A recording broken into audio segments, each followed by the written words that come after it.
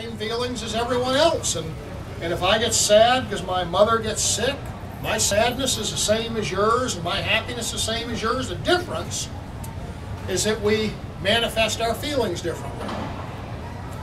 Now, when I wrote Look Me in the Eye, I didn't understand the full meaning of that. I wrote that book really by myself. I didn't read any other books on autism or Asperger's because I didn't want my thoughts colored by that. And of course, I didn't know much, what you might call professionally, about autism or Asperger's. All I really know was just being a kid who was different growing up. And that was what my stories were based on. But so many people read that book, and they came up to me, and they said things like, you know, I wish you had told us how you became successful, because I want to go out and get a job like you did at Milton Bradley, and I want to get a girlfriend. And in that book, you talked about how you resolved to make yourself different, to fit in with other people. And then the next page of the book, you had just done it, and I want to know how you did it. And I guess I realized that I had underestimated people's desire for insight into maybe how I had become successful. I guess it was a product of my autistic insecurity all these years. I thought, well, who am I to tell people how they could become successful? But I realized I don't have to tell people how they became successful. I just can think about how I became successful, and maybe that's good enough. Maybe people could read those stories and, you know, they'd sort of understand in their own lives. And of course, there was also the issue of what you might call embarrassment, you know, writing that first book. When you write a first book, and you all read it, so it's like, you can imagine, for me, giving you that book, it's like you and me going out on a first date. And what would we do on our first date? I would tell you about cool stuff, you know, so you'd be impressed by me, and you'd think I was a neat guy. I wouldn't tell you about, you know, trouble with my clothing and embarrassing stuff like that. You know, I wouldn't be making myself out to look like a fool. But you know, after I wrote Look Me in the Eye, mothers came up to me, and they'd see me in the wintertime, and I'd be wearing a sweater, and they'd say things like, I don't understand how you can be up there in a wool sweater. My son has Asperger's, and he can't wear any kind of clothing like that. I have to cut the labels out of all of his shirts. And of course, they look at me, and there's the unspoken implication, you must be a fake autistic person. And of course, I live with that all my life. But one of the wonderful things about writing that Look Me in the Eye book is I got introduced to so many amazing people in the world of autism science and therapy and research. And as you heard in the introduction, I got involved with these neuroscience researchers at Harvard Medical School, and they subjected me to all manner of tests and examinations, and they established beyond a shadow of a doubt that I'm a genuine autistic person. So when people said stuff like that to me, it no longer troubles me. But the thing is, I realized that it's a legitimate question. Why is it that her kid has to have the labels cut out of his shirts and I can be up here in a wool sweater? And I thought about stuff like that. I thought about all the people who asked me for more insights. And I realized that what I ought to do for a second book is I ought to write all of you a collection of stories that answered your questions. So, for example, for everyone who asked me how I managed to wear wool sweaters in the winter, I got me a chapter in this book. In fact, I got a whole section.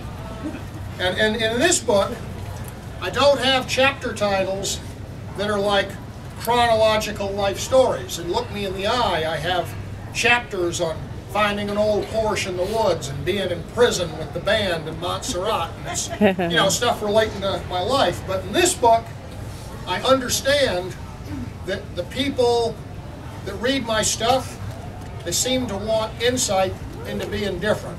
And so here I have chapters like managing sensory overload. And within managing sensory overload, I have a story just for those people with the sweater questions called Underwear with Teeth.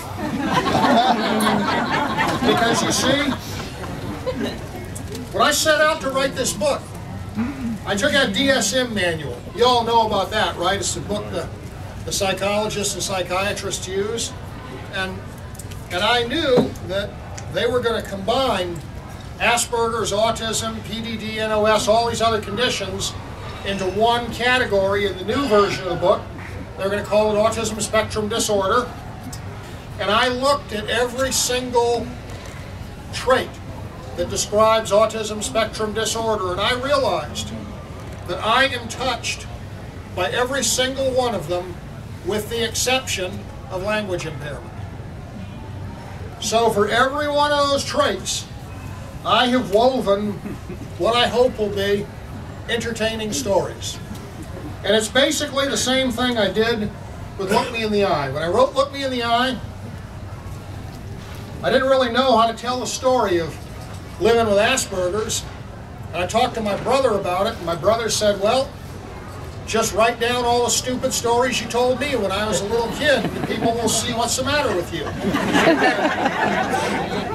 And so that's kind of what I did again. And all of you who are touched by autism or Asperger's, you know that we think of things differently, we see the world differently, we maybe solve problems differently. People sometimes would come up to me and they would say, how come you haven't got any stories about bullying and Look Me in the Eye? And I'd think to myself, well, I never represented that book as a manual on child rearing. Why should it have stories about bullying? But of course, people didn't see it that way. And so, I wrote me a story in here, dealing with bullies. And I can tell you in one word how I solved my bullying problem in chemistry class in Amherst Junior High. And that word is pliers. Yeah. So the thing is, that brings me to another important change in this book.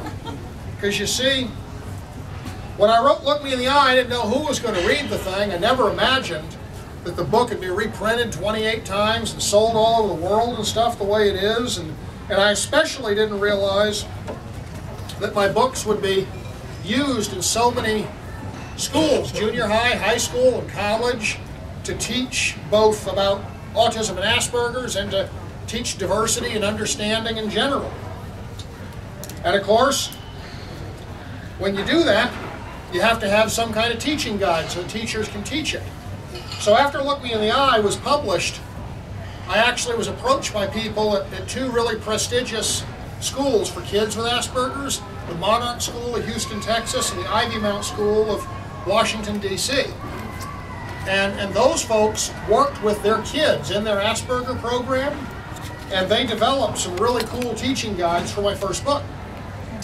So, knowing how well received that was, and for any of you who want these guides, incidentally, you can, if you just type Robison, John Robison Be Different into Google, the first thing that comes up, I think, is comes up with my webpage, and right below that, there's like a Google link that says Teacher's Guide to Be Different, and that's right on the Random House website.